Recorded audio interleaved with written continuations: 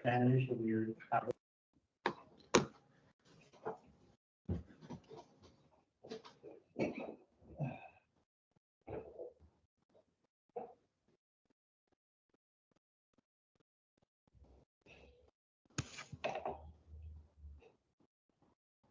We talked a lot about, Oh, okay. because of the. Good morning, Greg. Can you see Morning. and hear me? Yes, can you hear me? Exactly. I need to adjust my settings. One moment, Okay. please, and I'm going to ask you again. Okay.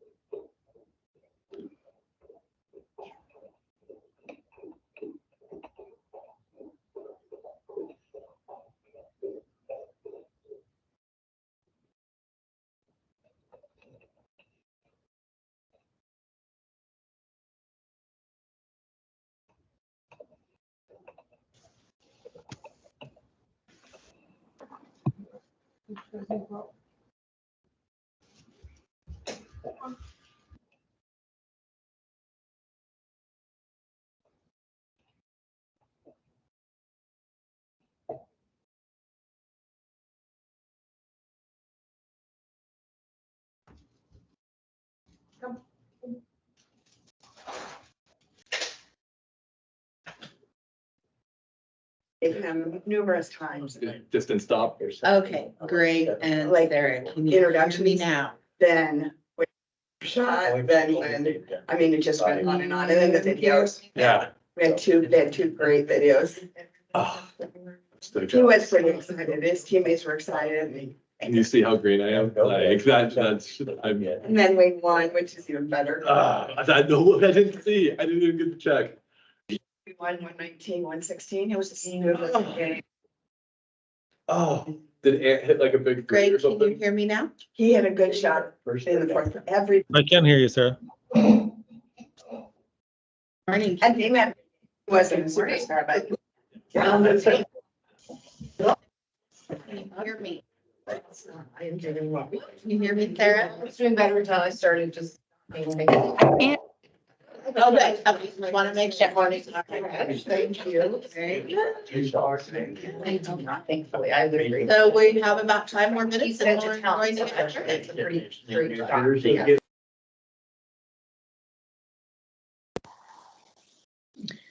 Oh.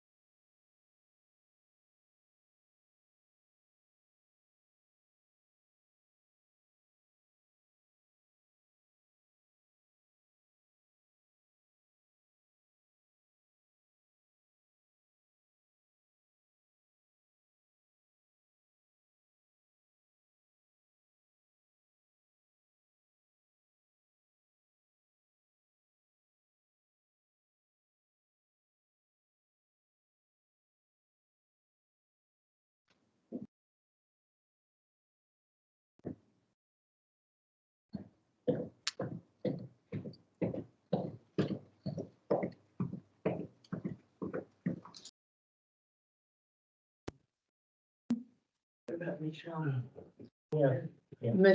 Yeah, I don't see Michelle yet.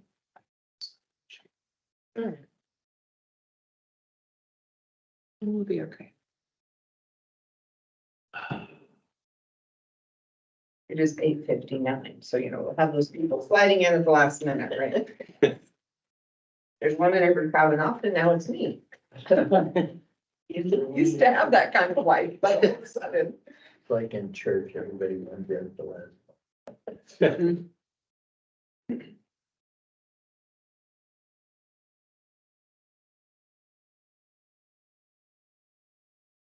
Having food. Yeah. Go away. Order. Donuts.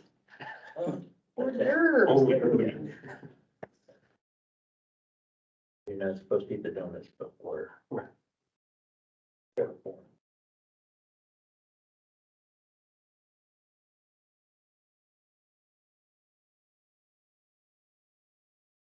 Hello, Megan. Right.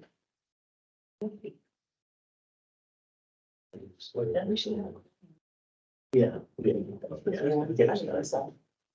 We'll be- At least on the side. Yeah, yeah. It's what we're allowed and sort of what 13 to something like that. I think there are two positions that could be filled. There won't be. Yeah. Oh, yeah. Sounds right. Okay. Well, I guess I'd like to get started. I don't because everybody else behind is here. So let's do introductions. Maybe start with Kristen, who is one in the room. I'm Kristen Hopkins. I am an at-large member based in Rockaway. Dave Bennett, South County Representative. Carrie Fleischer, Vice Chair, Member at Large. Sarah Absher, Community Development Director. Dave Madison, so, got a member at large. Parker Salmons, Housing Coordinator. Megan Carpenter, City of Tillamook Representative. Michelle Yang, Large Employer Representative. Mark Kessler, North County, out of Manzanita. Erin Starr, County Commissioner Liaison. Chris Lockenmeyer, I'm Employer Representative. Ed Gallagher, the chair and member at large. And let's see, so we go to the members here. So Sarah, Sarah Dental, Real Estate Representative. and Heidi. I'm Heidi Luquette. I'm a member at large. I live in Bay City. We could just have people then introduce themselves. We don't have any audience here, so, And what about that, Greg? yeah. You want to just go through the list? Sure. I believe we have Barb with us. Barb, would you like to introduce yourself this morning?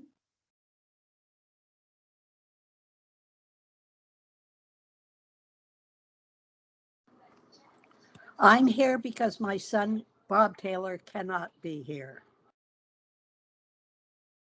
Thank you, Barb. Good morning. Barb is a Realtor in the Pacific City, Nescoin area, Oh, okay. an active member of the Pacific City Wood CAC. Gail. Hi, I'm Gail Uzel, and I live in Far South County. I'm a former member of the Housing Commission, and I'm now an ex officio member, I think, of the Development Committee. Greg, Hello, Greg Walton. I'm new. I'm a home builder developer. and also an ex officio member of the Development Committee. See who else we got? Lisa. Lisa McCray.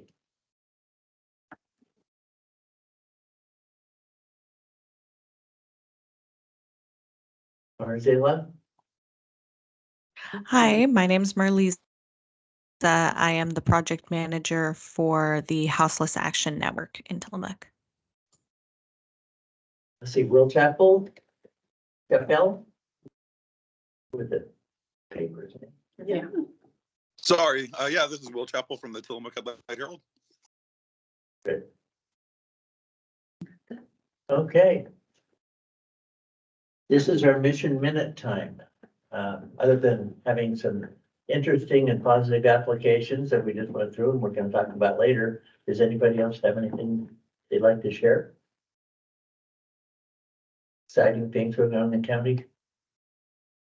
I met a new developer and got his business card and plan on connecting him with Parker to learn more about the grant fund and other priorities for the Housing Commission. So that was exciting. Or do you want to mention the legislature that? We have some exciting legislative concepts coming down the line and ones that could be very impactful to our area. And I'm really excited to learn more about them and keep you all appraised along with Carrie. Yeah, we'll have an update later. Is that legislative concept 19? Among others. Yeah. We'll be talking about it later. Any public comments? Any hands? But I wasn't quick enough, but I was gonna share that CARE has broken ground on the homeless shelter. So I realize that's not exactly in this group, but I think it's exciting because it's part of the continuum of which we are building the housing end and they are building the houselessness end. So it's just exciting that trees have started coming down on the property and they've broken ground. Wonderful. Okay, no public comments, so I think we just dive into Parker talking about our allocation process. We had a meeting yesterday on it, I guess it was. To walk through the process. Cue up our slides now. You can open your slides now. And for those of you at home, the slide deck should be posted to the Housing Commission website at this time. Well, welcome everybody. And thank you for all of the hard work that has gone into this process over the last many months. I came in at the beginning of this process and it felt like coming onto a moving train. But I'm really impressed with all of the groundwork that was laid ahead of me and all the immense passion and care that this commission continues to express. Today, we are here to review the 2023 Multifamily Rental Housing Fund allocation recommendations from the Finance Committee to the Greater Housing Commission.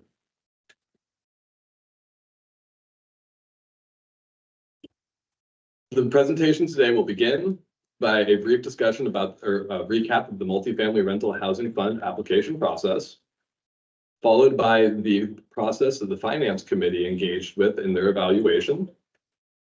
Then we will review each project's evaluation and proposed allocation recommendation, followed by a period of question and discussion before asking for a vote on approving the proposed recommendations. This is the process that the Finance Committee went through was rigorous. We began by reviewing the financials of each of the projects. Parker, you're not on. Yeah, you're not, on that you didn't share. That's all Pardon right. me.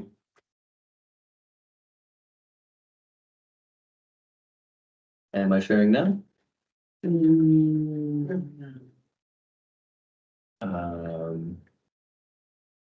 did introduction. It's that I am. I'm off when you. Oh, I'm pointing for county commissioner. Oh, great, thank you. Presenting, presenting. We don't, so I'm online too and I don't see your slides. Can you make sure I have permission?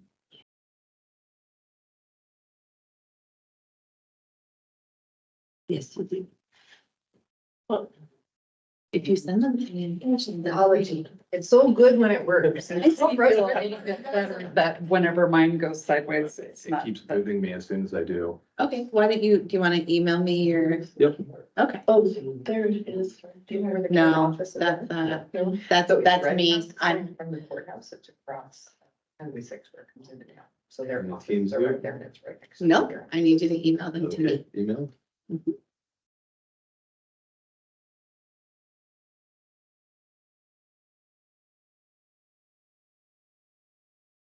I'm emailing you the link.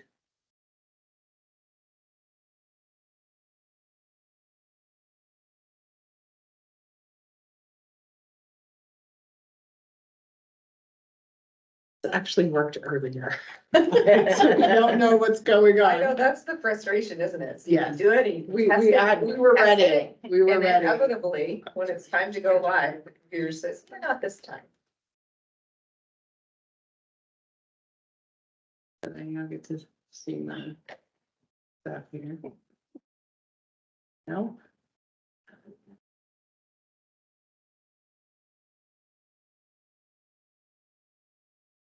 Well, the packet is online.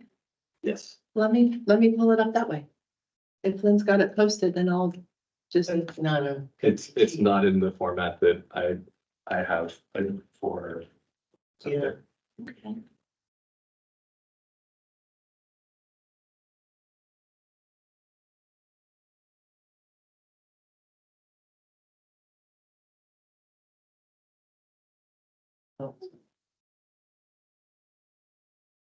It's really good. Then, Parker, let me, if nothing else, just get this, the slide test. Test it, and you're like, there it is, and. Right.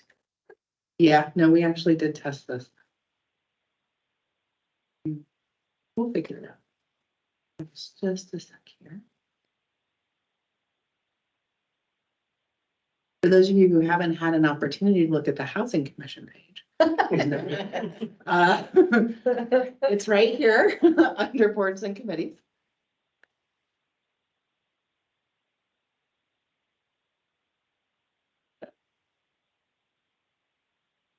That's the way it works. Okay, do you know where she posted it? She should have posted it to the Housing Commission website. Okay. So I she was found doing- it all the way down at the bottom. Thank you. There it is.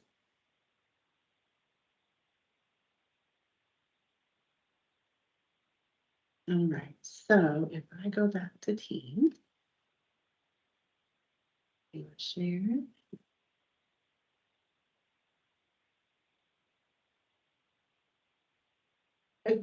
Find it in your 20 windows. Yeah.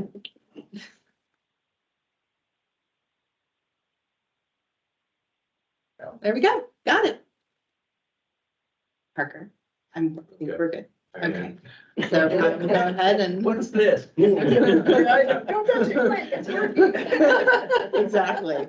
Okay, so we ready? Yes, this will be considerably different without my animations, so I will do my best. All right, so should I start over? Sure. Do you want to sit here? No, it doesn't really matter. Okay. I'm just gonna do that.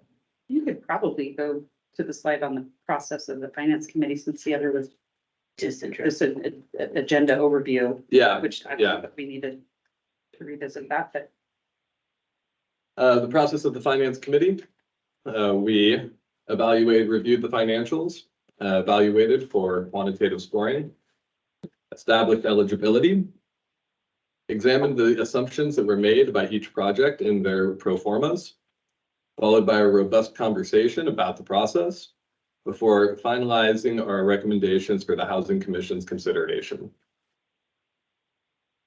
But at every stage of the process, we asked ourselves, what barrier has been removed through our actions? That was the guiding light and the North Star of the Finance Committee through this process. We have some eight fabulous applications that applied to the 2023 Multifamily Rental Housing Fund. And I'm just going to leave these up here for a moment for you all to refamiliarize yourself with them. It has been a couple months since we've heard some of these presentations. But I'm super impressed with the amount of people who applied, the types of projects. And this now is the opportunity for the commissions to see both the qualitative and quantitative scoring of each of these projects, as well as provide your thoughts and feedback for the process, or not for the process, but for the recommendations. The first home, or before I get going, we had two projects that I'd like to discuss before we get into the allocations. And these two projects were fabulous, but we ultimately felt that they were not exactly eligible for the Multifamily Rental Housing Fund. The first is the Tiny Home on Wheels in Bay City project. This project had many fabulous merits, including housing innovation, an element of home ownership that no other project had, a very efficient use of space, getting 6 units onto that lot, and they were offering very affordable rents. The key determining factors on this project was that it is primarily an infrastructure improvement project in the pre-development stage. Big slug. It does not add 3 or more units. Rather, it adds infrastructure for 6 units, and that the renters themselves must provide the home. The recommendation that I would like to present to you is an offer of ongoing technical support for this project in pursuing SDC fee deferment through newly proposed legislation, and conditional on this project committing to providing 3 of the tiny homes themselves as rental units.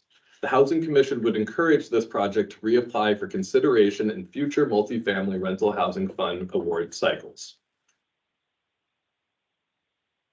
The next project was Lighthouse Management, which also had many great merits and was very appreciated to hear about this project. They offered affordable rents, and their preservation of affordable rental housing stock is critical. They also make very efficient use of the land that they are using, and their preservation work ensures that that land continues to be part of the housing stock going forward in Tillamook County. Their work also has a direct and immediate impact on the local community as they are serving renters who are currently there. The determining factors on this project was that only 1 unit of housing was actually added. There may be more appropriate funding opportunities for this project elsewhere, and it is primarily a restoration project. The recommendation that I'd like to present to you is an offer of ongoing technical support for Heather Crawford and Lighthouse Management to pursue housing preservation and restoration grants. I would also request a letter of support be issued for Heather Crawford and Associates for supporting their pursuit of additional funding options. Now, I would like to present to you the allocation recommendations for the remaining projects. The first project that the Finance Committee evaluated was Siegel's Rest. This project was by Nate Palmer and is a 6-duplex project located in the heart of Bay City. And the project details are at the bottom of this slide. The requested funds on this project was $200,000. The highlights of this project is that it is in construction and nearing completion. They effectively used the previous funding we have provided them, and they had strong letters of support from the community organizations, and the city. And here are their qualitative and quantitative scores. And the allocation recommendation of the Finance Committee is 50% of their ask, or $100,000, or 25% of our total available funds. The next project we reviewed was the 1902 First Street building, commonly called the T-Mobile building, developed by Danny McGinley of Redside. And if you recall, this is 4 2-bedroom units being put on the second level of this building, which is mixed use in central Tillamook. The project details are at the bottom and their requested funds were $80,000. The highlights of this project is that it is construction ready. They have demonstrated the need of assistance from this fund, and the project is at risk of becoming non-workforce housing without the intervention of this committee or this commission. You can see the qualitative and quantitative scores below, as well as the allocation recommendation of 87.5% of the ask of $70K, or 17.5% of the total amount we have to distribute this year. The next project is the Maker Manzanita project. The developer is Maker Studios, and this is a multi-phase, large footprint workforce level housing project in Manzanita. The project details are displayed at the bottom, and the requested funds were $400,000. The highlights of this project is that subsequent phases will subsequent phases and funding opportunities will benefit from our early investment in this project. This is a high quality of life workforce housing project, and it is in need of the catalytic funding this commission offers.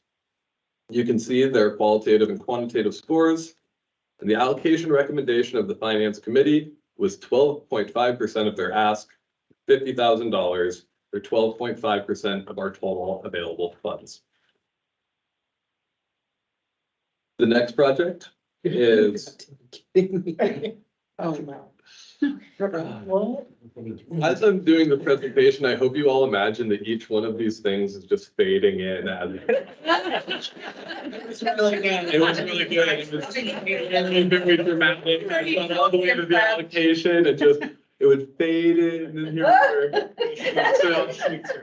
That doesn't do it justice. I'll have to, you just have to use your imagination a little bit. Speaking as somebody that was here for the last one, this way of breaking this down is already a million times better than how we did it last time. So, Thank you. yeah. I appreciate you. Way to go. Yeah. Fade-ins aside. Yeah. You don't need to be an overachiever. I even had perfect. Exactly. Perfectly, you know, it was just, you know, I really wanted that, like. Dancers. But the allocation is. Yeah, exactly. Yeah. I didn't try and bring the Price is Right music on a big. Okay, it should go right back to the screen, because as far as I know, the TV just decided to turn itself off. It just went to sleep on itself. Oh. This It'd be nice if it told us. Yeah, it'd be nice if it told us it was like ghosts. That's him shuffling in and didn't do anything. Ours in the commissioner's room will tell us, the little thing comes up with that lets us know it's gonna go to sleep. You just have to touch the remote anywhere. I'm also gonna email you guys my slide deck, and I want you to go through it. I want you to click slideshow, and then you just click your way through, okay? Soundtrack though. It's the Price is Right soundtrack, so you just gotta play that. Dramatic background. I feel like it should be like music from like the Titanic or something. It's really like building. Yeah. Right? Yeah. And a list of all your. That has a bad ending, Right? come on.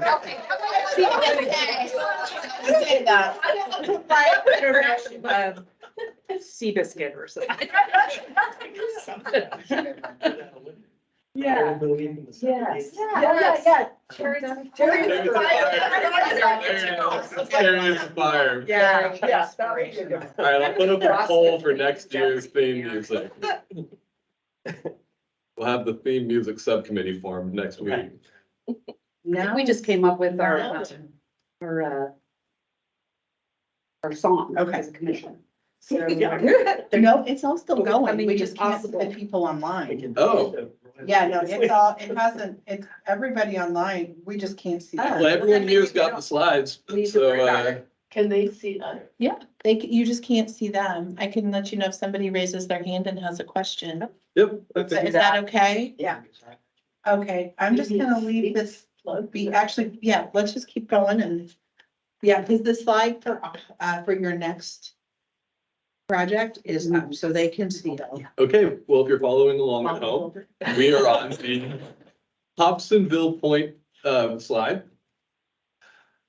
The project Hobsonville Point is developed by Tyler Brogdon And this is a mixed income 2, 3, and 4-plex project in Bay City. The project details are at the bottom of the page. And in case the people at home could no longer see our slides, I'm going to be a little more descriptive here. This was a 29-unit project with mostly 2 bedrooms and multiple plexes. AMI range goes as low as from 60 to 120%, and the requested funds are $250,000. Construction stage is pre-development. And the project highlights is that this is a mixed income development. We didn't see many of these, but multiple income levels in a single project. There has been city-supported infrastructure improvements and multifamily rental housing investments in pre-development work. One of the important notes in this project is that this is applying for the second time for pre-development funds. You can see the qualitative and quantitative scores, and the allocation recommendation of the Finance Committee is for 16% of their ask, $40,000, or 10% of the total available funds. The next project we examined was the Anchor Street project in Rockaway. This is developed by Jeff Wong and his partner Todd Johnson through Home Forward Oregon. And this is the commercial kitchen with workforce housing above it in Rockaway. The project details is that it is adding 4 units, 1 to 2 bedroom types, 80% to 120% AMI range. Requested funds were $80,000, and its current stage is in pre-development. The project highlights is that it is a highly efficient use of a small lot. It's a very skinny, small lot there in Rockaway. It had significant additional community benefits, with the community kitchen being offered up for use in local businesses. And this project supports critical agricultural industry workers. You can see the qualitative and quantitative scores. The allocation recommendation of the Finance Committee is 81.25% of their ask, or $65,000, or 16.25% of our total available funds. The final project we evaluated was Manzanita Pines. This is developed by Ben Prey at Home First. This is a large footprint, affordable level housing project in Manzanita. The details are that this project will add 60 units. Their bedrooms are 2 to 3. AMI range is 60 to 80. Requested funds $390,000, and the construction phase is pre-development. The highlights of this project is it is 60 units of affordable level housing. Would be the first affordable housing project in Manzanita. And this is another project that really emphasized the catalytic nature of the funds that we would provide to them and their ability to then go and get other funding sources. You can see their qualitative and quantitative scores, and the allocation recommendation of the Finance Committee is 19.23% of their ask, $75,000, or 18.75% of the total available funds. Now I would like to show you an entire breakdown of the Finance Committee's allocation recommendation. Of important note is the projects in pre-development and those that are in construction. This was something that we felt was a big defining difference, and this was reflected in the quantitative scoring significantly.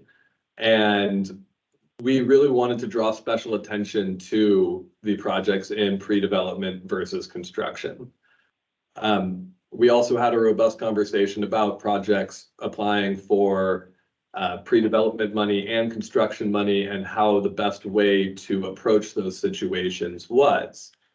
So one of the ways that we decided to continue to support these projects in the hopefully most meaningful elements of their process was a couple of these projects we have added suggested contingencies to their award. And so I'd like to discuss those quickly.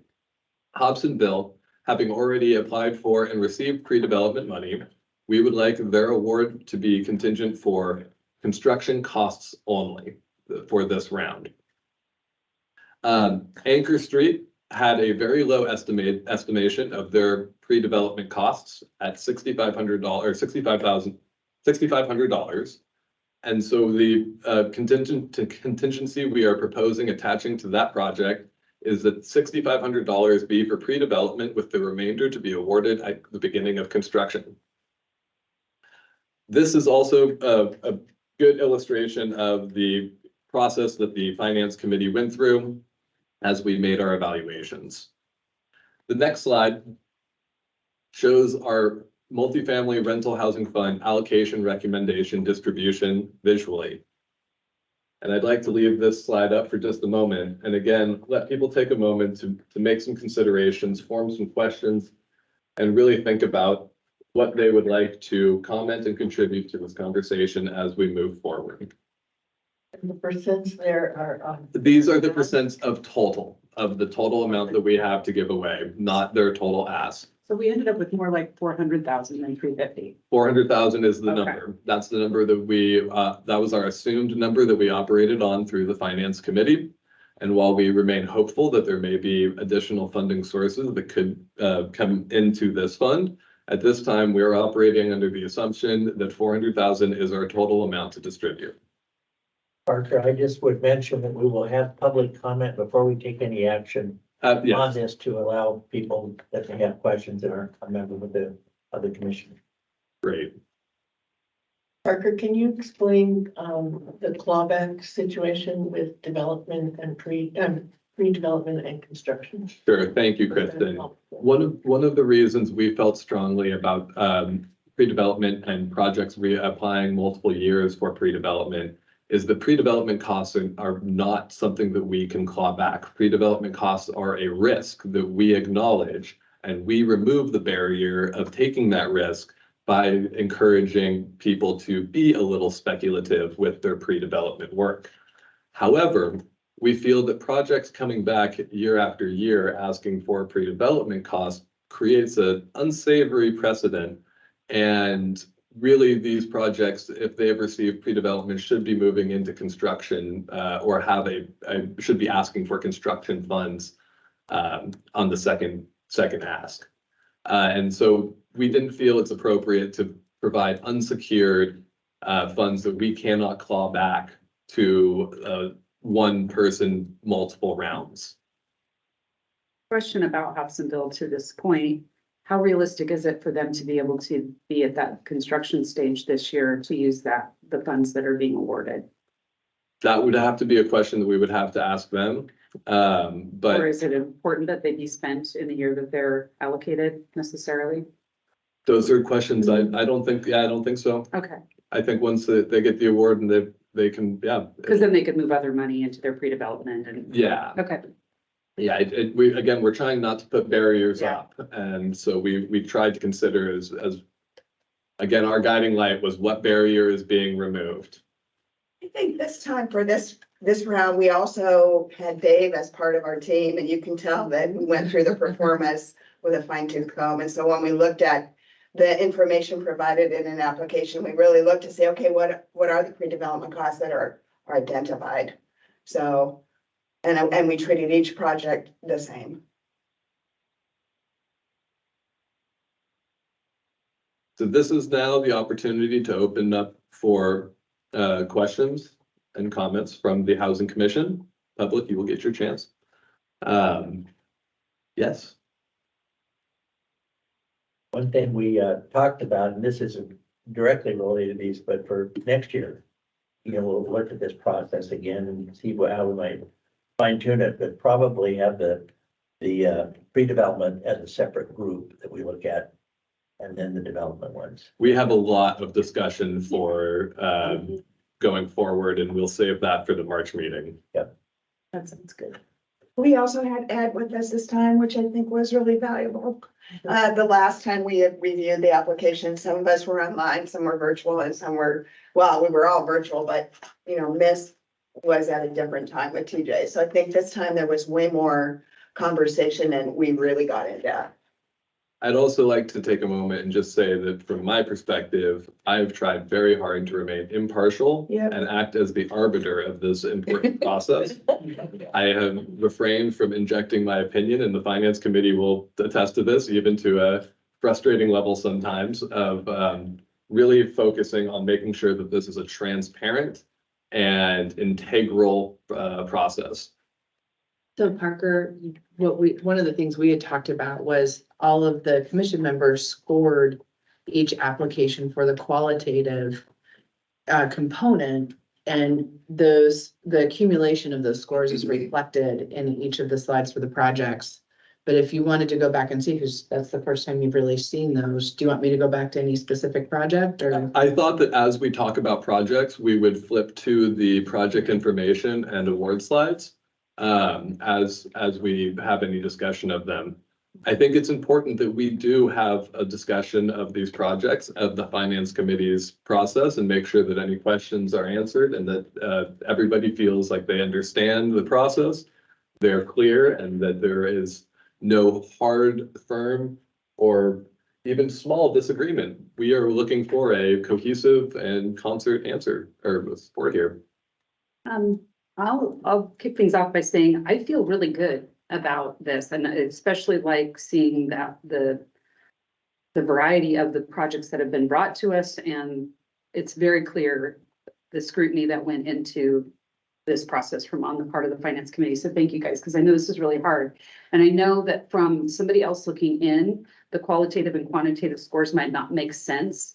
But I think the future discussion of separating the pre-development and construction is the reason, you know, for me, subjectively, when I'm looking at a project that's going to bring 60 workforce housing units to Manzanita, where you have no housing for the people that actually provide all of the services to the community, that so that you can have restaurants open, so you can have shops open and not closing down because they don't have a workforce. Like subjectively, that's a priority, even though it's pre-development. There's a big return on investment if we can help them get started. So those qualitative scores, quantitative scores might look weird to somebody without that perspective, or that just knowing what the thought process is on the part of the commissioners. Of why those scores are big, even though it's a big project with a lot of costs and a long road to fruition. So if it's helpful to just throw that out there, like I know it's probably confusing to people, and I think our process of continuous improvement of this will help make those scores make more sense in the future. If I may, I'd like to speak to one thing you said there, which is the long road that those projects have. And the idea of pre-development costs being separated. We really hope that these projects come back to us once they get through pre-development. And we will be excited to see another application from them as the project progresses. And we hope to continue to support them in every way we can as they go through their long road. I just wanted to make a comment. I really appreciate the presentation, the format. It was very clear to me. And I'm actually really don't have any questions about it. I think it was very clear. I appreciate that what projects in pre-development, especially when it's a catalyst type, when we know that they are going to be using that as a catalyst to gain more funding. I do think that's a huge priority for us because where our funds are limited. And I do appreciate the overall allocation that we are not necessarily, because I know at the beginning it was like, well, are we supporting one? Or are we going to support them all? So I do appreciate the fact that we are spreading it out as far as we can between all of the projects and prioritizing those in the construction phase as well. So it's really nice to see that those are going to be funded as well. Thank you. Yeah, anybody online that would like to comment, the commission members? Sarah?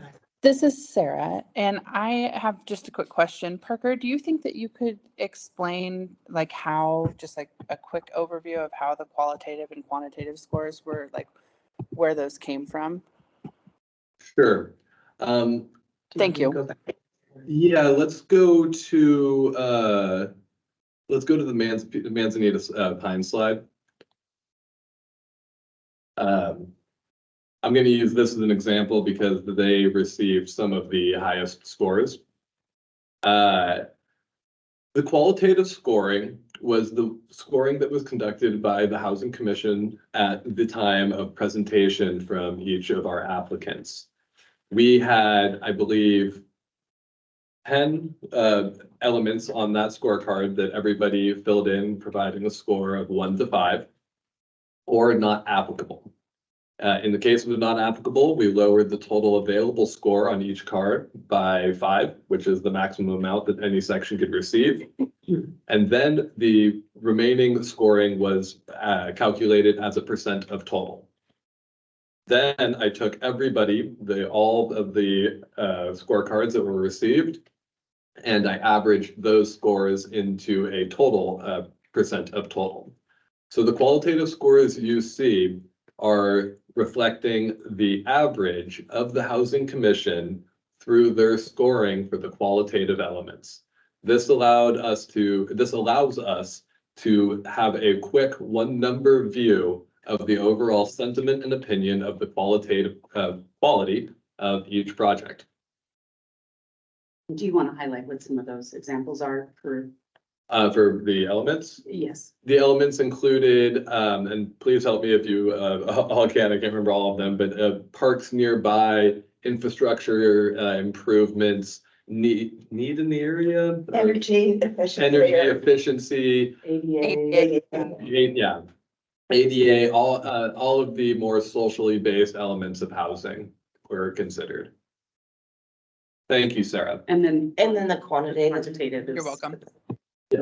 The quantitative scoring was a calculator that we had in place, and we had a framework for and an explanation online.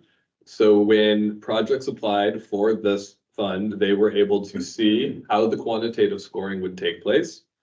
For that reason, I used the calculator that was in place from the last round of funding, and that calculator incorporates AMI levels, numbers of units, efficiency use of the land, and a couple of other qualities such as financing, other financing that's available, and Term of affordability. and the term of affordability. If we could go to Danny McGinley's.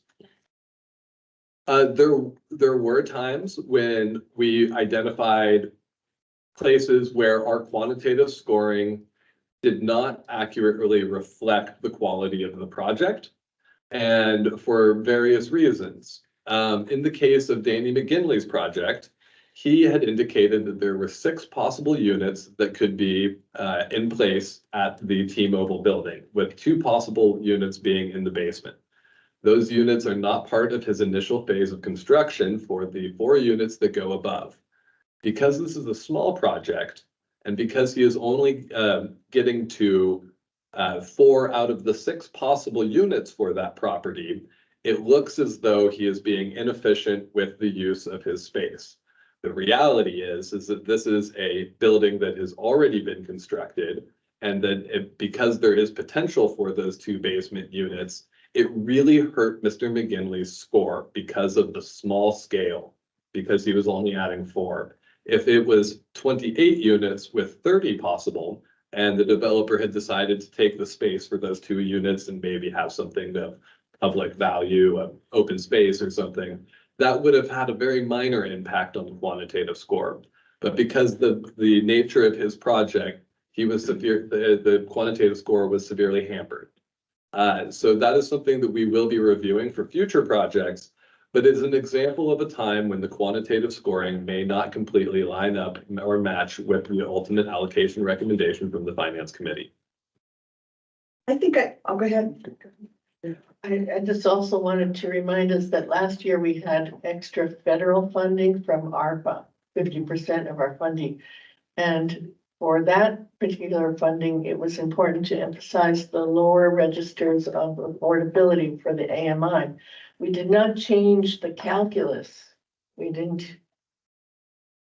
just didn't do that this time. So it gave more credit for, like the Manzanita project, the last one, gets a lot more credit because it's a lower AMI. We may have to change that calculus next time because we don't have those federal funds. And it made a little difference So in our thinking about allocations, that became criteria. I think, the other factors on this quantitative score were the years that he would commit to being affordable was 10 years.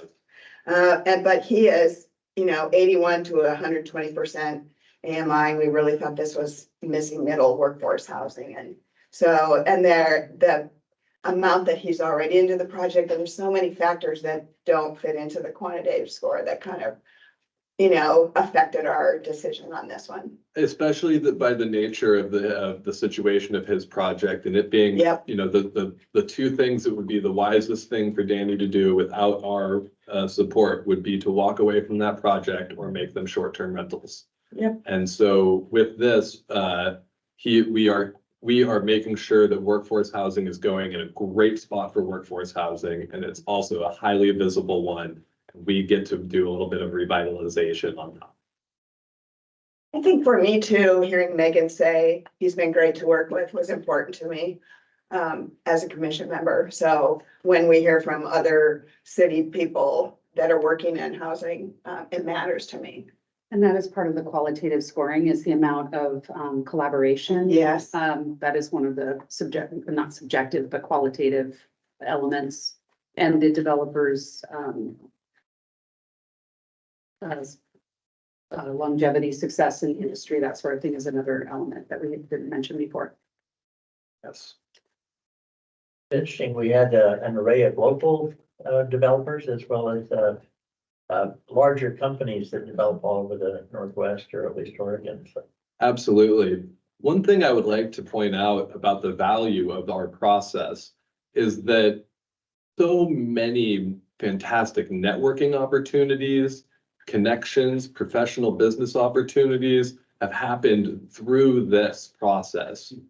We've made some really great partnerships start, and some of them are just getting going, but all because of the participation in this process.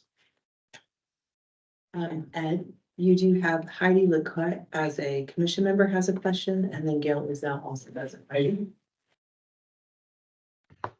Hi, I just wanted to make a comment that how much I appreciate all of the diligence that went into this work by the finance committee and by Parker. This is it not being in the room and having this presentation laid out the way it is incredibly helpful. And I really appreciate and encouraged by the discussion that's going on right now about the quantitative scoring, because that is one of the things that, even as a member who was involved in this process, I'm thinking about those that weren't, who might be joining us now, having to try to figure out what was going on with that. And I really appreciate the conversation around that. And I'm encouraged because I think we are looking at some of the gaps when Kristen was talking about the calculus and those types of things. So I'm really encouraged and just wanted to say thank you to everybody who put the time in on this.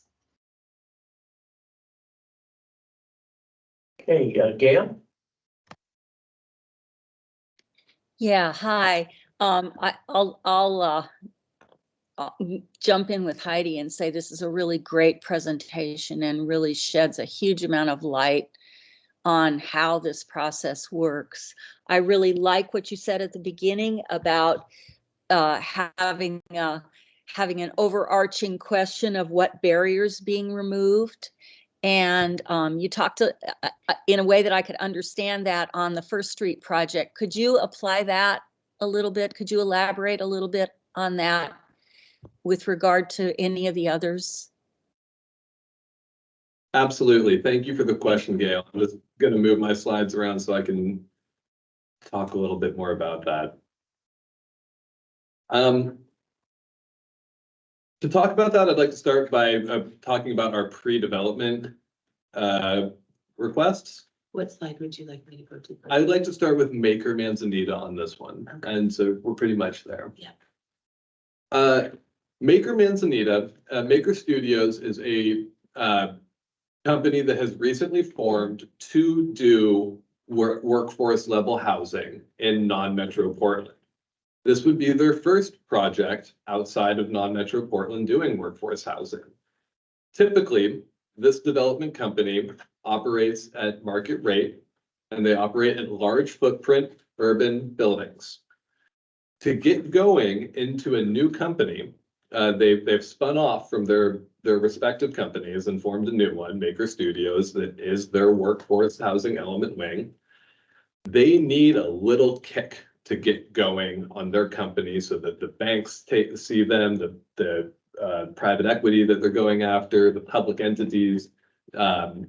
Our fund here removes so many barriers to entry for them to this market, just by virtue of participating through this process, the help and assistance I've been able to provide for them, and the ultimate funds that they receive will be a catalytic investment that will help them go and make it easier to get the remaining funding stack filled out and get towards construction. So the barrier that has been removed on this project is many, but is largely their entrance to affordable housing funding opportunities. Another project where I feel that barriers have been significantly removed would be that, pardon me, everything I just said about Maker is also true for Home First. Well, not everything. Home First is the most successful affordable level house builder in Oregon. They win a lot of government awards for housing. And they came and they told us straight during their presentation, you give me some money, makes it easier for me to get the rest of it. And we have lowered the barrier for them to go and get the LIFT grant that they are after to make that project happen. So we have removed the barrier of their ability to get further financing through the mechanisms that they are best at. And it was very encouraging to hear somebody who uses those mechanisms tell us, yeah, we need some to get going and we'll get more. So there is a very clear barrier that's been removed. Two of our other projects, the ones that we ultimately deemed to not be eligible for a allocation recommendation, have also had significant barriers removed. I believe Dave Madison can affirm that working with the Molners to get their project even to where it is, we've removed many barriers for a first-time real estate investing development team. They've never done another project before, and we have elevated them miles above where they started in their knowledge and expertise about how to make a tiny home community work. And hopefully in the future, we can further remove their barriers with a financial assistance and help get a tiny home community constructed. Similarly, I believe the barriers that have been removed for lighthouse management is an entrance into preservation, grant dollars, and other funding sources, as well as some fantastic connections that were made here in this room during and after their presentation. So I feel that the barriers that were removed there was introduction to a larger development community and an opportunity for future cooperation in projects, as well as the technical assistance I'll be offering as we go after the preservation and housing funding opportunities. Anchor Street, again, a big barrier that was removed for them was working with me, plus the funding for a small fisherman who is trying to get housing for his employees because they have to drive from Portland and they give up after a few weeks of that commute. That's a lot of barriers that get removed. And those are also barriers that are being removed in that community. That community needs support to get housing in there that is not focused on vacation and short-term rentals. They need more of this. Gail, does that answer your questions, or would you like me to continue to break down some barriers?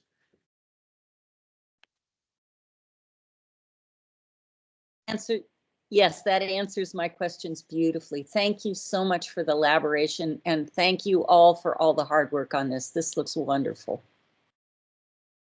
Thank you, Gail. You know what? Oh, okay. Oh, good. Well, I was just gonna say, one thing you probably figured out is that Parker spent a lot of time with each of these developers. And that's great. I mean, it's time consuming, but you spent the time, so people came in and had, I think, good applications. I hope they still all want to talk to me after.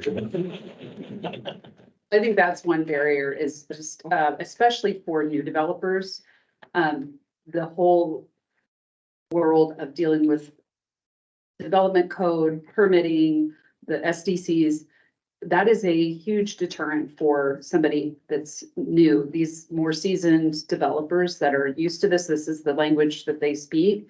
That's one thing, but we are trying to bring in new developers and property owners that are not typical developers. They probably have full-time jobs, and this is a lot of extra work. So there's a tremendous amount of barriers being broken down for building relationships and providing the technical support from your office at the development, the community development office. So I think it's been good all the way around. Well, and then one thing I'd like to elaborate on that is at the city level or county level, when we get calls for this, if we could have just some connection with you to bring you into pre-application meetings, you know, to provide, to share what options are there for the developments. And I know we're gonna be getting further into this as the state pushes harder and harder for housing. And so I think this is exciting to really have all these connections and this movement forward. One of the things that I really hoped I got out there through this is that we're open for business. That would be my high level thing about barriers. I think a few years ago, our reputation as a county was that there were a lot of barriers. And I think we're changing the climate and the culture. And that I think people around the state are looking at Tillamook County and this housing commission about, wow, they're open to a lot of interesting ideas. And they're trying to move the ball forward. So for me, a barrier is just our culture and our climate. Wasn't the old phrase, come for the day, but get away? Yeah.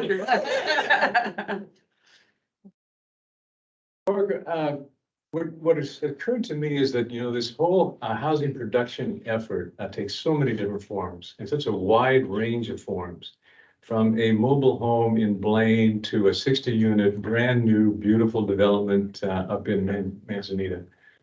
And it's such a wide range of types of projects and also types of developers and quality of presentation, quality of pro formas. And so there's just so many kind of intangible but subjective and important factors to consider in all of these. And it's hard to break it down into a point system. It's really not an exact science by any means. And so the considerations like we've got some large developers who in their proposals have included some very large development fees, versus another developer whose project really economically doesn't make a lot of sense.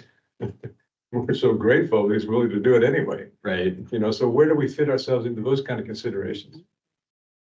And so I was surprised at the wide range of projects that really do fit the definition of housing production, and trying to compare those, because they really are not apples and apples kind of comparisons. There is no apples and apples in housing. Yeah. There's a bit of it that's science, and then there's this huge part of it that's art. You know, there is no absolutes that you can use, you know, and so I really appreciate the work of the Housing Commission overall. All of you have contributed to that piece of both the science and the art, right? With our numerical scoring, which gives us a jumping off point, and then that art, which is the next piece of really looking at all of the factors in our community. It is really tough. And this is only the second year of this process. So I think that's another thing that's important to recognize, is that it's the second year. We learned some things in the first year. We're learning some things this year, and we will continue to refine our processes as we, you know, find maybe more ways to refine the science part of it, so that there doesn't have to be quite as much art, but we'll see. It is a very unique world. You know, I'd like to add to that. As we came to our final scores, I really tried to remind everybody, and we tried to remind each other, that these were tools for evaluation. These are not hard restrictions. And that is something that makes this fund so valuable. Yeah. Because when these developers go for the harder dollars, the state dollars, they get put into this rigid program of really having to be in the right spots, demonstrating the right things at the right time. And then they come talk to us and they get this, oh, it's so much easier. There is that art to it. You understand my passion or my values or what I'm trying to contribute, and you get to appreciate it in a way that few other funding opportunities like this get to do. One thing I've noted, we didn't get any applications from really South County like we did last year. And we did a wonderful project down there, but hopefully next year there'll be some more activity Especially down there. the Evo area would be Yeah. really nice. So maybe we need, when we're wooing these developers, We have a We need to project in the point that. pipeline for Hebo for Excellent. next year. that's great to hear. Great, And I think 406 will make a big difference in that as well. that's good. Yeah. So the planning effort, the big lift with the zoning code updates will take place this year, probably extend a little bit into 2025. And I think then after that, you're going to see a very different landscape with new opportunities for development. One thing we didn't talk about a lot, you did mention a couple of contingencies, but there is, in addition to the contingencies and the clawback for anybody that's new to this, there are expectations for follow through on the part of the grant awardees that are written up into their contract, basically. I'm curious, as a member of the Education Outreach Committee, is there a requirement that they provide photographic progress reports? Because if it's not in there, can we add it? That's Make my life a lot easier as the chair of the Outreach Committee. Add that to the plan for March. It's a great suggestion. And You're right, because I think it would just give us a chance to look at what, what Yes. success is being made. Yeah, quarterly reports with I did go to visual. the Bayside Yeah. Gardens one and took 8 pictures last week because it's now up. Yeah. The But that was a very this might not be informal- very exciting. Yeah. And then we know we have permission to share something Yeah. too, because, and with the stipulation that it will be being publicly shared. I mean, and I can say Seagull's Rest is almost 2 houses away from being done. Yes. Yeah, you know, it's exciting. They're working with their mud and Yeah. so. Yes, and we will be in June receiving our first updates from the 2022 awardees is when their contract stipulates an update, providing us with what their current rent levels are and how many units they are renting and what their vacancy rate is, I believe, are the things we asked for. And Parker's gonna give us a report on that so we can all see how. Yeah, and hopefully I'll figure out the screen sharing so we can yell. I'd like to, is there anybody else in the public that's, has any questions or things? We're gonna vote at some point here. Want to make sure people get their say in. Gail, and Gail, are you still, Gail? Oh, yeah, I'm still here, of course. Yeah, I just wanted to comment that regarding the comments about the wonderful variety of applicants, I think it's really important to share with the public via outreach that range of solutions that is a possible bunch of solutions to the housing problem, because I think there's still the perception that it's a big bank of apartments.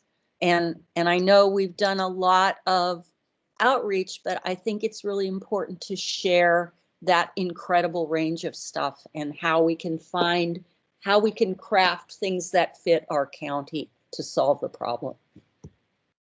From a personal point of view, Gail, I can tell you that I'm going to be really advertising cottage clusters and ADUs. Yeah. Comment and then Sarah. Hey, just as a citizen, I appreciate all the hard work you guys have done. I was here, I don't know, last year when they were people were doing their presentations, but I really appreciate, because I know how hard it is to take the time to do this. Great presentation. I agree the public needs to know more what we're doing. This is impressive. I think it makes me optimistic. Because the county was a little, 10 years ago, I wanted to put a yurt on my property and an ADU, and it was absolutely impossible. And now to see that we have these projects. And presenting giving them that kickstart money is really good. So I thank you as a citizen. And I'm encouraged and optimistic about the process. Give me a call about the ADU you want to build. Yeah. And I want the pre-approved plan. I'm working on it. And we have Sarah. Oh, Sarah.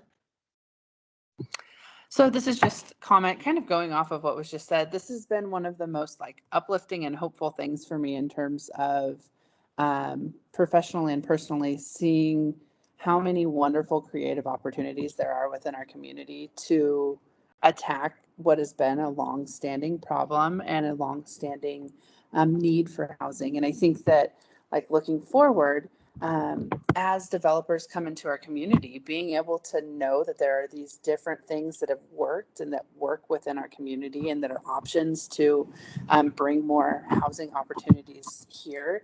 It just, I don't know, it's a good, like, solid refueling thing. And I'm extremely proud to be able to be a part of this, but then also to be able to see how much wonderful work is going into this from community members. Like, it's definitely something to be proud of. So yeah, just a comment.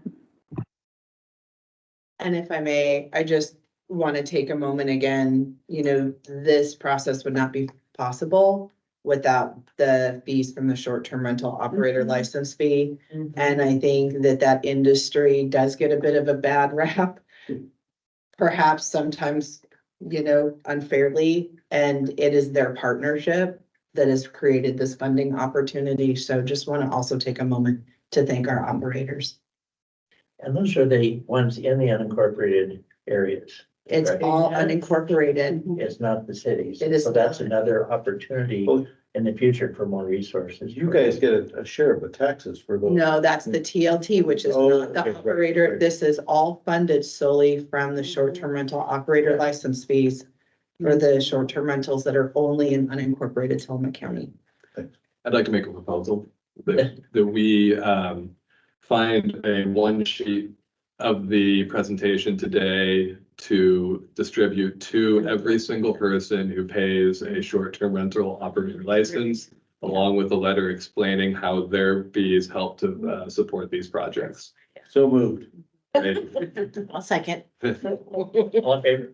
Hi. I'll have a draft and we'll put it on letterhead.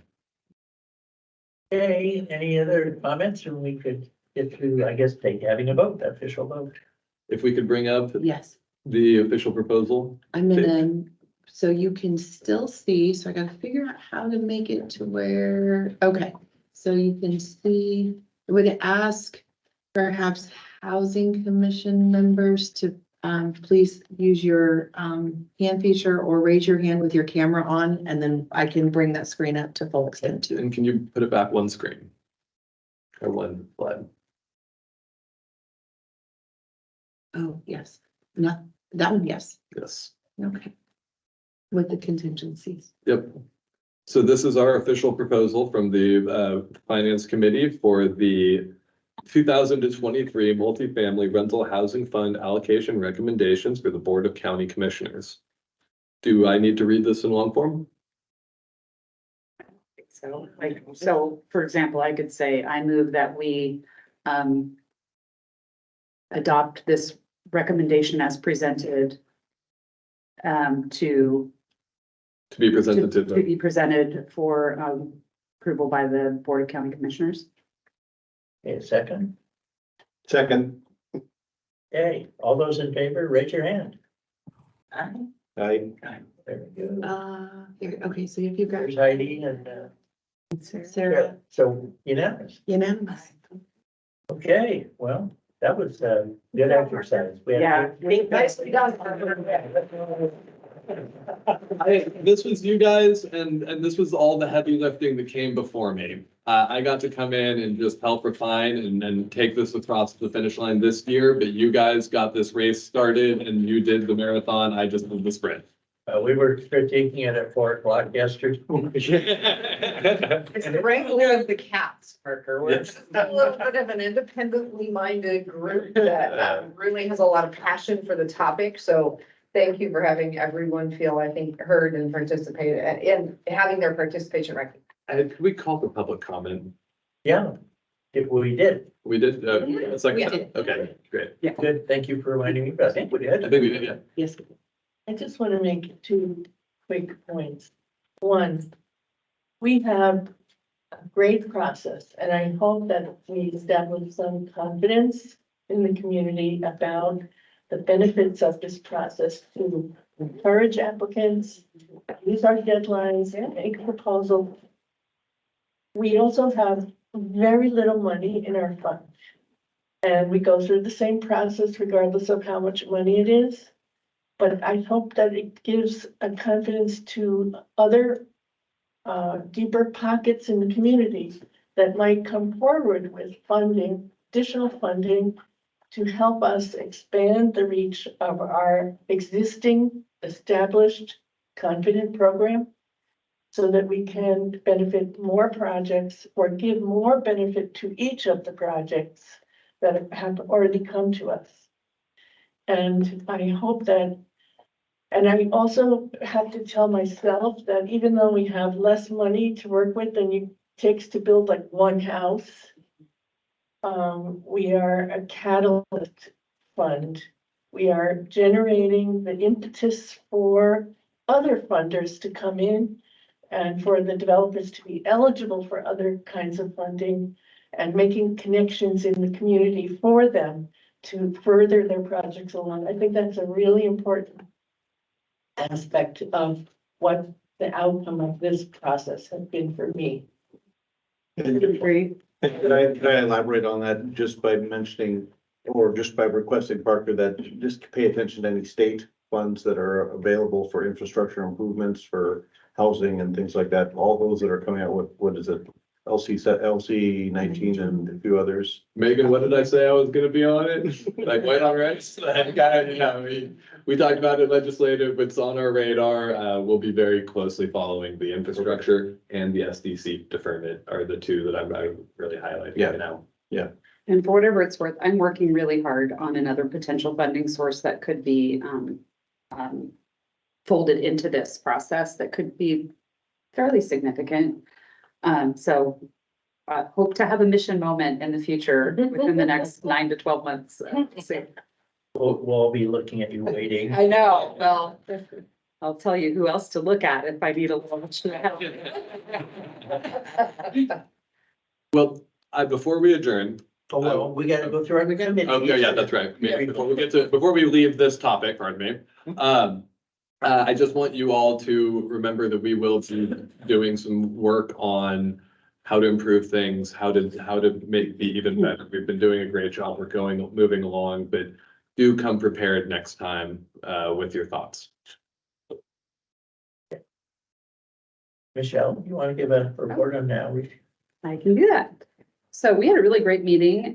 We discussed, one of the things that we discussed is actually a proposal for a name change to this grant fund to our MFRHF.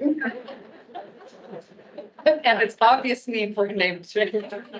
So with that in mind, that I think may make it onto the March agenda. So, and because we've been using loosely the Tillamook County Housing Catalyst Fund as the way to shorten the name, we're looking at that. So more to come.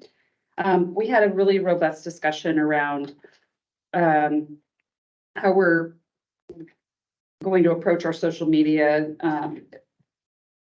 by creating some roles with some focus areas. So, for example, I would be focusing my content creation around housing as a social determinant of health that influences individual and community well-being.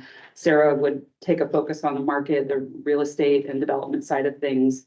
Mark on the legislative, Kristen on the finance and the grant fund updates, Heidi on education, and then Parker would be looking on to support information on Senate Bill 406, specifically in the housing production strategies that are coming online. So this way we can work more efficiently as individual committee members, and then we can liaise with the other committee chairs. So like Mark and Carrie are going to become besties, and that way we can have a pipeline for information that's timely, and we can get it to the right person. They can generate some content, and we're getting a schedule together where we can be sharing out that information. So it's been a little quiet on the media output side, and we finally got some structure around that to make a more consistent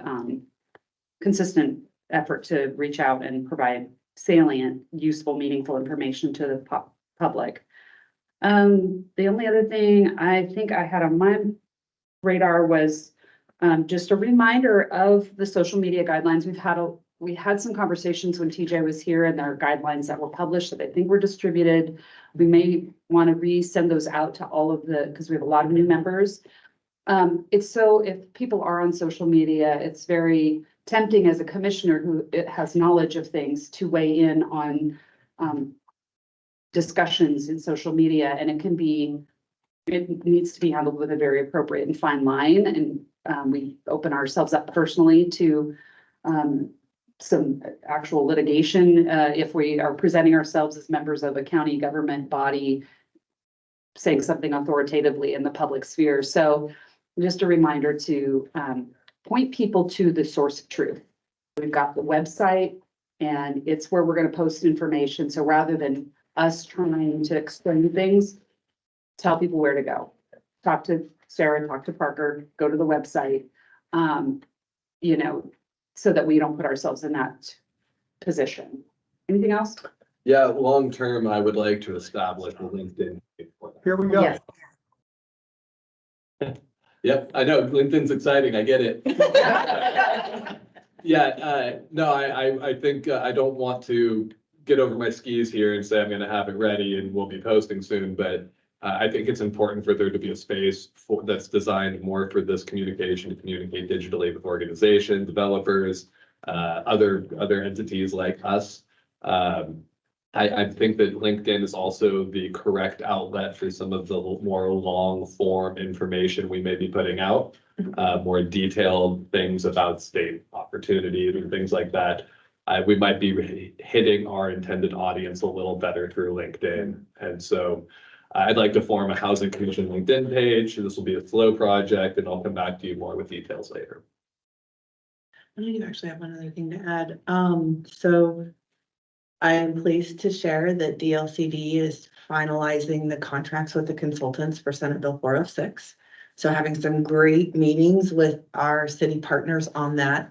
One of the things that we are currently talking about is how can the Housing Commission help our efforts in moving, especially right now, the first phase is all of the zoning amendments for the unincorporated communities in the cities.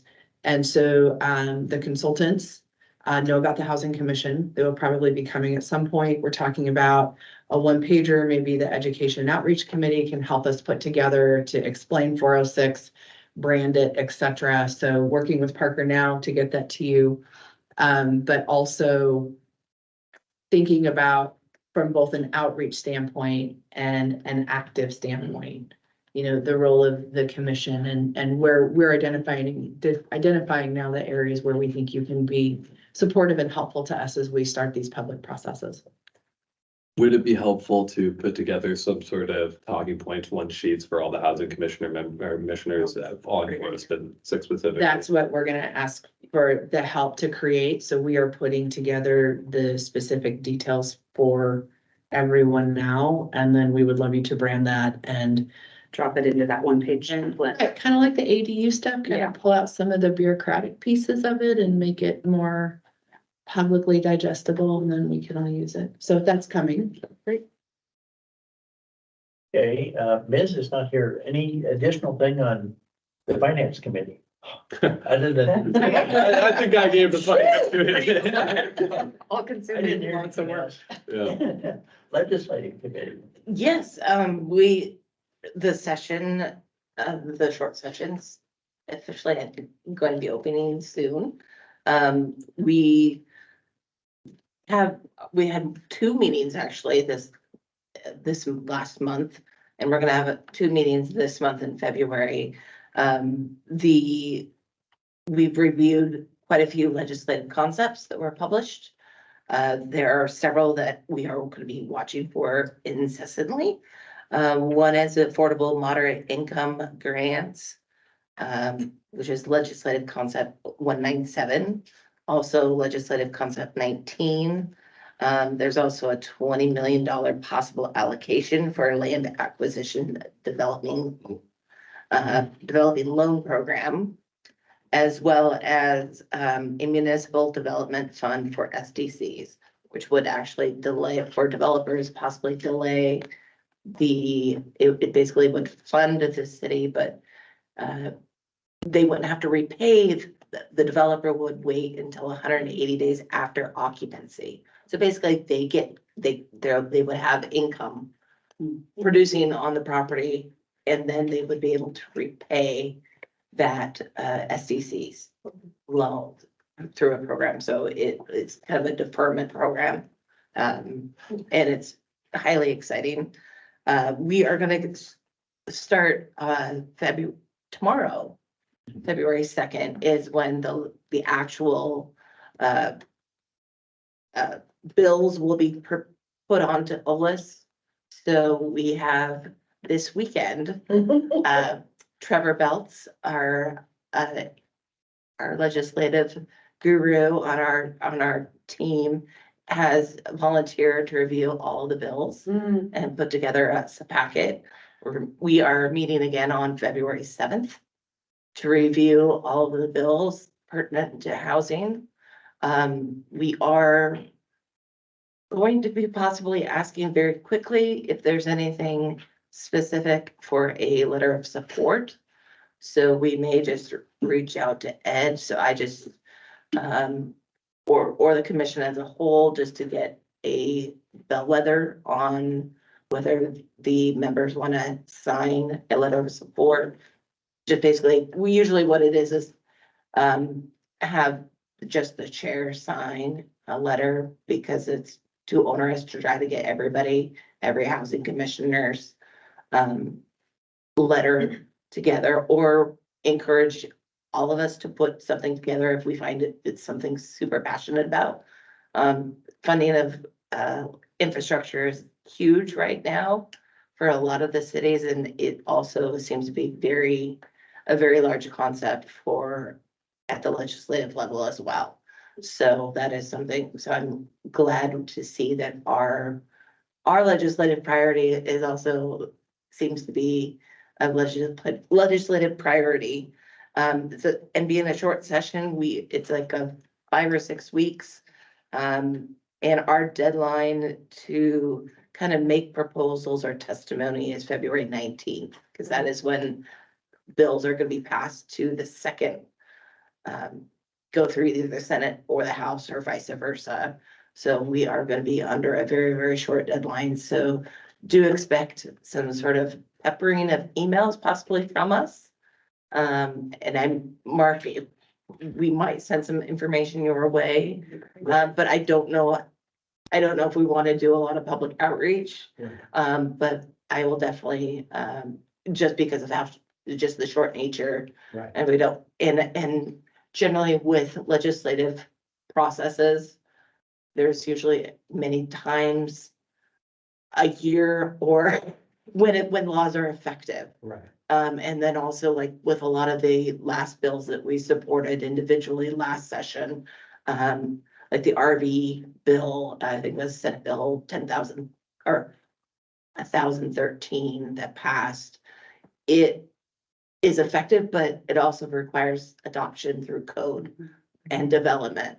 So usually, even though it might be passed at the legislative level, there's so much work that has to be done through community development and code that usually we don't necessarily market it much until it's officially adopted and in available to use in our county. If I could speak to that on behalf of the committee as just my personal recommendation for when to communicate what to what audience, I would say, because legislation it's not useful to communicate publicly until something is written in stone and relevant to the audience. So I think that's the key criteria there. We're tracking it, but until it gets to that point, while we have the opportunity to influence the legislative process to meet our goals and objectives, I think it's really important that we do advocate in a meaningful way. And I suggest that we create a letterhead that has all of our names and respective representations as commissioners on it, so that there's that weight. But then we can create that template and just drop the text of the support in that's generated by your committee.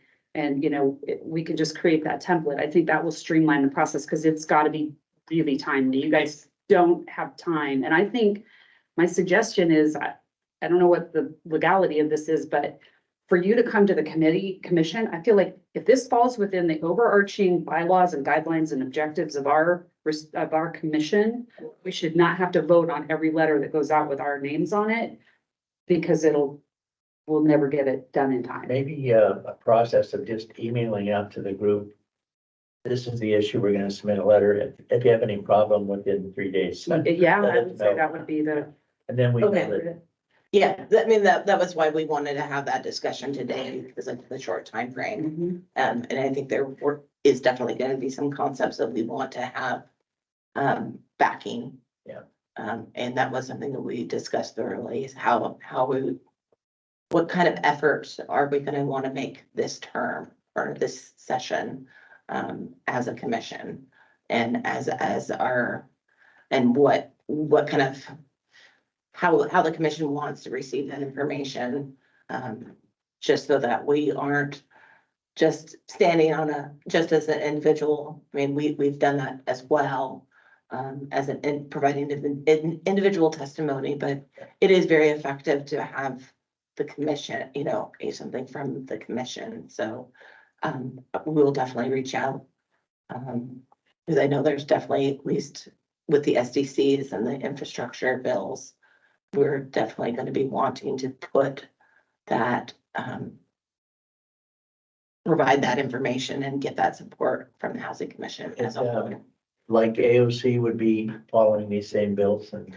Oh, there's gonna be, we have a lot of commonality with a lot of other organizations, and I'm sure the League of Oregon Cities, as well as the AOC will be. Yeah, because some of them for the AOC, it will be if there's a county nexus. So if there's a bill that's more specific to city, AOC probably will not take a position on it. We'll have our eye on it, but we won't take a position. So I think it's important. The Housing Commission has a much greater breadth of opportunity to take positions on bills, because so much of what is impactful for housing bills are ones that are impacting cities more than they are counties. So, but Sarah through the AOC planning directors and myself through the AOC community developments and transportation is my committee, we're watching the ones with county nexus very closely and making sure that, if they need support, you need a vote of conference from the counties, they get it. But this committee has a broader opportunity. You envision people going. Association of Oregon Counties. So we have a lobbyist that specifically works on housing community development from the Association of Oregon Counties. So Brandon. Alexandria. No. That would be confusing. You envision a situation where you would want a representative of this group to go and publicly testify? It may be possible. I mean, what we will do is we will communicate that. Once we, on the 7th, we're going to be going through all of the bills that are being proposed, and we will identify. I believe it is my goal and my hope that we have the time during that meeting to kind of identify the major bills that we want to track, and hopefully the ones that we really want to gain support on. And really weigh that criteria of whether we want somebody in person to provide testimony. But we will hopefully be able to identify those major bills. And then I guess it would be more up to, I would probably think that would be more of an individual decision. Yeah. At that point to provide a testimony on that at that level. Just because of the time constraints. Yeah. But hey, if we have 10 people from the Housing Commission have the availability and time to testify, I think that would make it. We're all in that class heading to say it. Well, you can do it. It's mostly in virtual. Oh. You can do it virtual. You don't necessarily have to be in person. So it's the Zoom or online. Is it possible? So you said that the next meeting is on the 7th. I can come to that just to hear what all the update stuff is, just because it's kind of interesting. Is that a thing? That was a question I asked that in a very weird way. Yes, I believe the link is on our Housing Commission website for that Well, The legislative committee? Yeah. yeah, but it's a special meeting because you created that special, so I I will, believe I used the same link, but I'll make sure that it is. Yeah. What time do you guys meet, Carrie? we're meeting at 4 p.m. on 7th. So feel free to hop on and listen to that discussion if you'd like to, and participate as well. I mean, we'd like to hear from people. I can just send out a invite to everybody to that if you'd like. That'd be great. I'll just invite it all. More voices, the better. Yeah. I really like the idea of the letterhead with the members. I think that will be real positive. Yeah, I think so too. Okay, Development Committee, we met on Monday. Feels like a lifetime ago. In Bay City, and we met in person. We decided we would do that at least for our initial meeting, and I think we'll probably continue to do it at least for a while. We've formed up a larger group now, so that was one of the goals we had, because we've lost members off the group. So we have a good group of people and different viewpoints. I know Gail and Greg are both now on that as ex officio members, which is great. I'd like to express my gratitude for Greg's perspective as a developer in that committee. Absolutely, yeah. So, and then we've started work on our work plan for the future 2024, maybe at 18 months or something like that, of what we want to try to accomplish. So we have sites, interesting in sites that are available. We're interested in developers, and so we're still working through exactly the best way to do that. And infrastructure will be another issue, and then still codes and involvement in codes. So those are kind of, I think, the four main areas that we've talked about. And the HPS work that we'll be doing. Yeah. What does HPS? Housing production strategy. Oh, HPS, okay, gotcha. It's like learning all the names of all the medical things. Yes, I know, that took me about Yeah, years. already. Dude, housing is an ARE in an enriched environment. Well, does anybody have anything else or any? There is a public member of the public. Yes. I'm just looking. Okay. I did have something I should have appended. I met with the Manzanita City Council on behalf of the Housing Commission, just to say the Housing Commission exists. Some folks startled. And a brief summary about what we're doing, and I didn't, assert anything radical. I just said we exist, ask questions. I'm now scheduled with the Wheeler City Council this month and the Halem next month. And Parker had mentioned he may come just to do, these are local decision makers. It seemed wise to let them know and maybe filter to planning commissions and things. So it's something North County-ish, I think. Awesome. Yeah, we have a lot of audiences. We've got the developer audience that we want to woo. We've got the municipal audience that we want to make sure we're aligning with. And then we have the public that we want to make sure is really understanding what we're doing and how it's relevant to them. And ideally that we're building positive perceptions around the housing production goals and strategies. Also the property owners that, will absolutely come across and say, call Parker up and say, I do have this 8-acre piece. What do you think? Yeah. So those are all good connections. He does that also. I mean, this is just what he's talking about here, but he's also has another life where he's talking to developers and property owners. Yeah. A lot of communication. Wow, it's 10:30. We're a half hour early. That is a miracle. I know. All that good work from. Topic of the day. It's amazing. Last call, anything else, and want to say, well, we'll meet again in a month. Roughly. Thanks, Ed. Thank you. Is there a motion to it? Should we adjourn or do we need? Oh, a motion to adjourn. Sure. So moved. I think we should have a motion to be formally informal and do away with some of the Robert's Rules of Order. Good job, Parker. Thank you. Take care. Yes. Have a good day. Thank you so Stay much. down. Yeah. Thank you. Yeah, I'm off to meet with